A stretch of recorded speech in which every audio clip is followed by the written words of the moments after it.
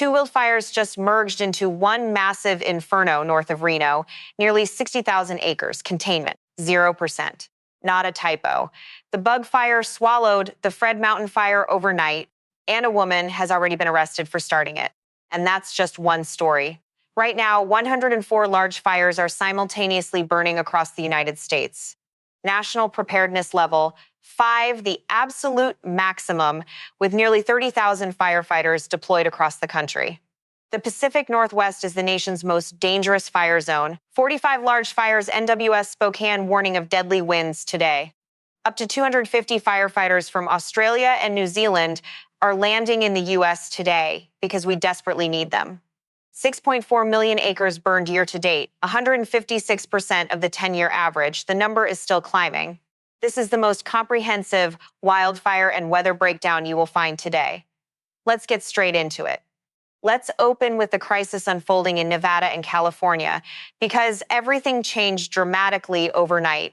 The bug fire and Fred Mountain fire have merged into a single fire complex along the California-Nevada border north of Reno.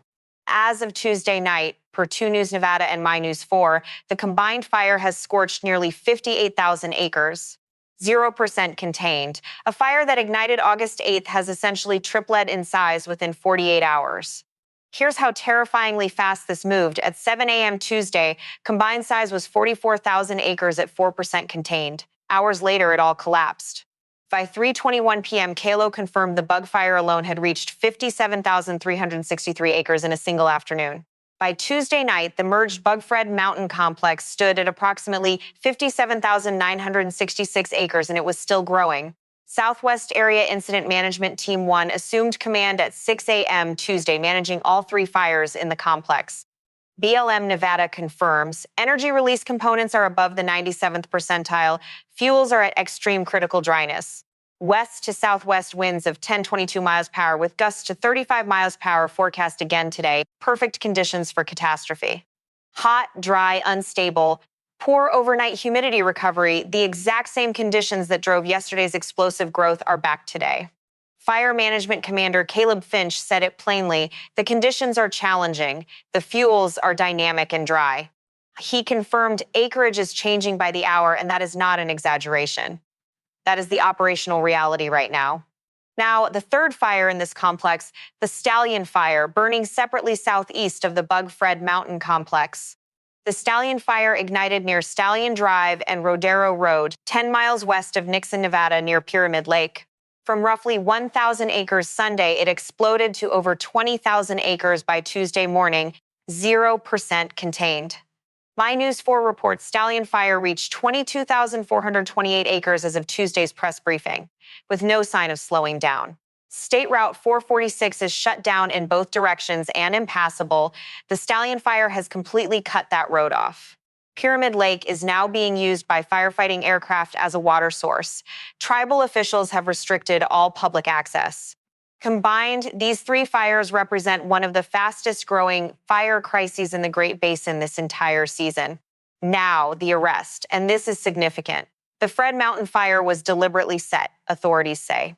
Christine Mitchell, 47, of Reno, was arrested Tuesday by the Washoe County Sheriff's Office. Investigators say Mitchell left a home near Fred's Mountain Road and intentionally started multiple fires in the area. As fire crews arrived on scene, Mitchell flagged them down and admitted she had deliberately set the fire herself. She now faces charges of third-degree arson and possession of a controlled substance under 14 grams. Sheriff Darren Balam stated, "Starting a fire while crews were already battling an active wildfire placed everyone in extreme danger. The investigation is ongoing. Additional charges may be filed as it develops further." On the response front, Nevada Governor Joe Lombardo declared a state of emergency for Washoe County and the Reno Sparks Indian Colony. That emergency declaration took effect August 10th and is expected to run through August 17th unless terminated early. FEMA approved fire management assistance grants for both the Bug Fire and Fred Mountain Fire, covering up to 75% of eligible costs. Nevada National Guard, military police, federal assets, and crews from Las Vegas and California are all on the ground. Total resources as of Tuesday morning: 2 hand crews, 39 engines, 3 helicopters, 5 dozers, 253 personnel, and more arriving. More than 6,000 people have been evacuated. 3,000 homes are directly threatened across 9 communities. Those communities include Hungry Valley, Palomino Valley, Winnemucca Ranch, Spanish Springs, Lemon Valley, and Pebble Creek. Tuesday night, new Go Now orders went out for Winnemucca Ranch Road up to State Route 445 and 446. New evacuation warnings also issued for White Hill, the Chicken Ranch Road corridor, and the Truckee River to Pyramid Highway stretch. For Mandaree, Go Now orders are in effect for Palomino Valley. If you are there, leave now using southbound Pyramid Highway. Official evacuation shelter: Evelyn Mount Community Center at 1013 Valley Road, Reno, the designated human shelter. Small animals: Washoe County Regional Animal Services, 2825 Longley Lane. Large animals: Reno Sparks Livestock Events Center. 9 Washoe County schools remain closed today, including Spanish Springs High, Shaw Middle, and multiple elementary schools. The bug fire was caused by humans. The specific cause is still under active investigation, per officials. Now let's move to the Pacific Northwest, the largest fire theater in the country, sitting at preparedness level 5. Oregon and Washington account for over 2.7 million of the nation's 3.8 million burning acres.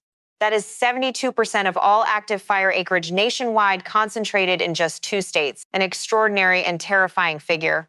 The Little Giant Fire, 30 miles northwest of Leavenworth, Washington, remains the region's most dangerous fire.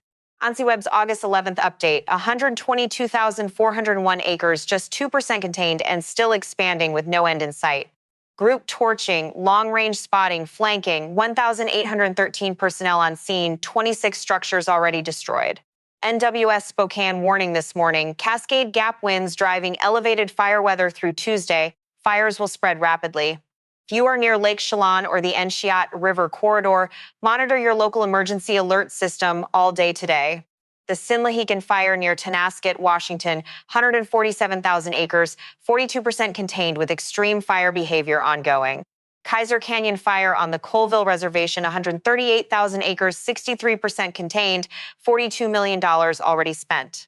The Maudrite Fire, 17 miles southwest of Enkelium, 57,000 acres, 61% contained.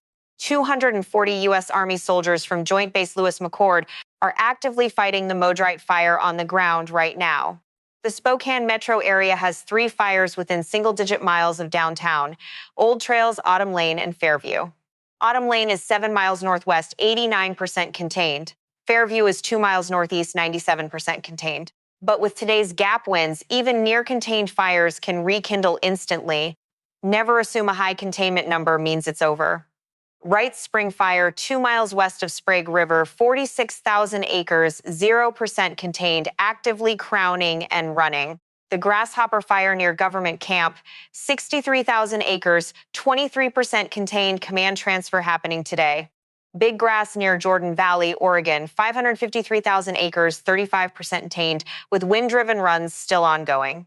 The Hagen Fire east of Pendleton, 49,000 acres, 11% contained, active uphill runs and spotting reported. Luna Fire in North Cascades National Park, 3,675 acres, group torching, 0 personnel assigned. That is level 5 reality. Some fires simply burn, while limited crews are redirected to protect lives and homes first. Northern Rockies, Montana, Idaho, preparedness level 4, 14 uncontained large fires burning right now. Sand Creek Fire, 5 miles east of Wisdom, Montana, 15,000 acres, 0% contained, actively crowning and running uphill.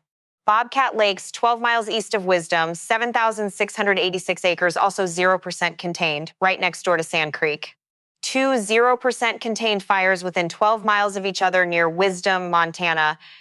A critically serious situation developing today.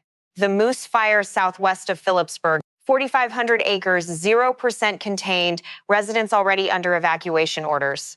Rocky Mountain area, Colorado, Wyoming, South Dakota, preparedness level 3, 9 uncontained large fires. Aspen Acres near Pueblo, Colorado, 102,000 acres, 72% contained, but 99.4 million already spent fighting it. 915 structures destroyed. The most expensive and most destructive fire in this morning's entire national report. Weiser Knoll near Lander, Wyoming, grew 10,000 acres overnight, 0% contained. Evacuations in effect today. Bear Butte Fire, 2 miles east of Sturgis, South Dakota, extreme fire behavior, brand new, 50% contained already. California, the Timber Fire southeast of Big Sur, 5% contained, active behavior, Highway 1 closures south of Big Sur. MP18 fire near Hoopa, Northern California, extreme behavior, crowning and uphill runs, just 10% contained this morning. Frijoles fire near Condillo, New Mexico, 0% contained, extreme fire behavior, evacuations in effect near Santa Fe National Forest. Southern area, Texas and Oklahoma, 58 new fires reported in just yesterday alone, the highest single-day count in the nation. The Brown Fire west of Vega, Texas, 800 acres extreme behavior, and those fuel and heat conditions are not changing today. Now, the weather. This is where everything you just heard connects directly to what happens next. Starting with Nevada, because the Bug-Fred Mountain Stallion complex is what everyone watching this needs to understand. The BLM Nevada morning briefing spells it out, energy release components above the 97th percentile. That means fuels are in the driest 3% of all conditions ever recorded for this area, the very top of the danger scale. West to southwest winds 10 to 22 miles per hour, gusts to 35 miles per hour this afternoon across the Reno Sparks corridor. Poor overnight humidity recovery means those fuels never absorbed any moisture during the night. They are bone dry. Wind-driven runs, flanking short-range spotting through grass, brush, and pinyon juniper. That is today's fire behavior forecast. Fire managers are explicitly stating these fires will remain highly resistant to control wherever wind and terrain align today. If you are under any evacuation warning in Washoe County, treat it as a go-now order and leave while roads are still open. For the Pacific Northwest, NWS Spokane has issued an elevated fire weather statement covering central Washington through today. The Cascade Gap winds, air squeezed through mountain passes and accelerated, drive humidity down and spread rates up rapidly. Spokane near 90 Fahrenheit, Portland and Seattle in the upper 80s, no meaningful precipitation in the next 48 hours. Air quality alerts in effect across central and eastern Washington and North Idaho. Smoke persists all week per NWS. Mixed wet and dry thunderstorms develop across the Great Basin today, and here's why that is a dangerous double-edged sword. Wet cells can drop rain over Utah fires that could help crews on the Rocky Canyon and Widemouth 2 fires. But dry cells, lightning with little or no rain reaching the ground, can ignite brand new fires in critically dry fuels. For Nevada specifically, the dry thunderstorm risk is a major concern given how extreme the fuel conditions are right now. For the central and southern plains, NIFC Predictive Services confirmed in this morning's situation report maximum temperatures of 105 to 110 Fahrenheit from Nebraska to North Texas. That is the official forecast range. Dallas around 102 Fahrenheit today. Southerly winds gusting near 30 miles per hour. Bone dry conditions blanketing all of Texas. Those 58 new Texas and Oklahoma fires from yesterday, the exact same conditions return every single afternoon this week. Arizona catches a break. Wet thunderstorms increasing across the state. The monsoon doing some welcome work there today. California's widespread extreme heat is slowly ending per NIFC, but temperatures remain above normal statewide today. All right, the 5-day outlook. This is the section that ties everything together, so stay with me. Starting with Nevada, the most urgent question, can the Bug Stallion complex be slowed before it grows further? The answer from BLM Nevada Zone's briefing, no, not today. Today is another significant fire movement day, full stop. Winds ease somewhat tonight, but the fuel dryness, that 97th percentile energy release component, does not recover overnight. Wednesday and Thursday may bring slightly more favorable conditions as winds moderate, but no rain is in the short-term forecast. The NIFC August fire potential outlook confirms above normal fire potential continues in the northern Great Basin through August. For the Pacific Northwest, NWS Spokane is tracking a potential pattern shift around mid to late week. Here's what that means. A trough, a dip in the jet stream, is showing up in ensemble guidance around day 4. That is the critical signal to watch. A trough versus a ridge, think of it as the atmosphere's fire weather on-off switch. Ridge means heat and dryness. Trough means potential relief. But here is where I have to be direct with you. Ensemble spread is log. Models are not in agreement on this trough. Roughly half the ensemble uncertainty is driven by differences in how the upper-level pattern evolves, per the Washington Smoke blog citing NWS. I will not give you a false confident answer on day 4 and 5 because the data does not support that right now. Here is what we know with certainty. No significant cooling before midweek for the Northwest or Nevada. Not today, not tomorrow. Best case scenario, the trough brings moisture. Wet thunderstorms over Oregon, Washington, and northern Nevada this weekend. Precipitation assistance on the Little Giant, Big Grass, and Bug Stallion complex. Containment jumps, evacuation orders potentially lifted. Scenario 2, trough arrives DRY, wind without precipitation. That is the most dangerous scenario for this situation. A dry trough over a 58,000-acre fire at 0% contained near Reno is a catastrophic setup. Full stop. Think about what sustained 40 mph winds do to the Bug Stallion complex in Palomino Valley, spotting a full mile ahead. Scenario 3, ridge holds, no trough, no relief.